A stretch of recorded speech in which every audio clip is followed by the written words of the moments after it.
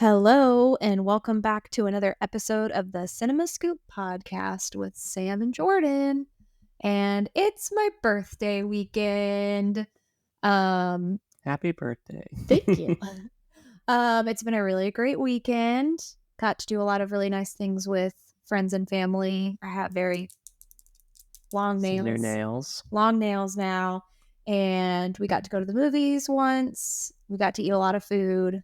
I got crawfish. I have no complaints. And then we're about to take a vacation next weekend. So I'm very excited about that. But thought we would just do kind of a quick little commemorative birthday episode for me turning 32. I thought it would be fun to ask my closest friends and family to answer one question, which is, if you can pick one movie that makes you think of me, what would that movie be? No wrong answers. And there are certainly a broad variety of answers in the lineup. So with you here, I thought I would ask you on the pod. So I had a few that I was thinking through, but I picked Pretty in Pink. So our first kind of well, if you don't count like the in-theater Harry Potter, Deathly Hallows, the first kind of date we did at home was we watched Claudia with the Chance of Meatballs. Mm-hmm.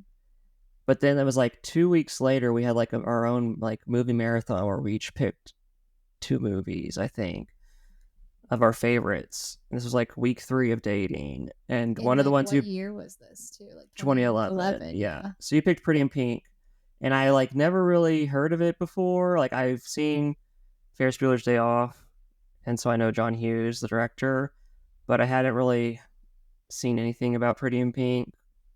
And so when I saw you watch it and I watched it with you, it kind of just clicked as to how aesthetically you emotionally took to that movie. And so I picked that one. And I also was close to picking The Apartment because that's kind of our go-to joint favorite movie. Yeah. Yeah. Pretty in Pink is my favorite movie, and then The Apartment is our collective favorite. Mm-hmm. Yeah. Those are great choices. And then obviously it's been 14 years now since that. So you've seen a lot of other movies since then. So there's a lot of new favorites in the past 14 years that I could have picked as well, but Pretty in Pink was the first, this is your favorite type of movie that you were aware of. Yeah. I love that. It's funny you mentioned that date because I remember us having a movie marathon, but I actually didn't remember what movies we watched. So that's I remember we watched Hot Rod and Pretty in Pink. And I can't remember what was else we watched. I feel like we at least watched one more.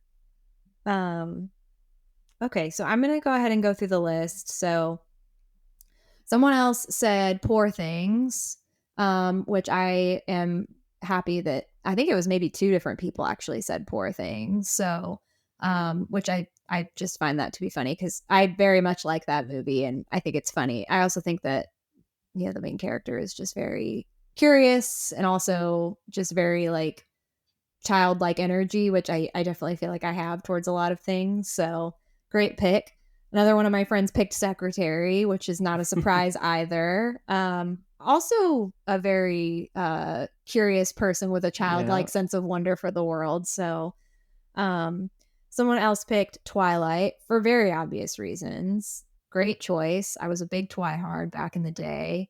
Actually last night we went to see Mickey 17, the new Bong Joon-ho, Robert Pattinson joint, and we were walking into the theater and I was like, Sam, this is a good time for me to remind you that I was in the same room as Robert Pattinson at one point. So South by Southwest? Yeah. What year? It was 2009.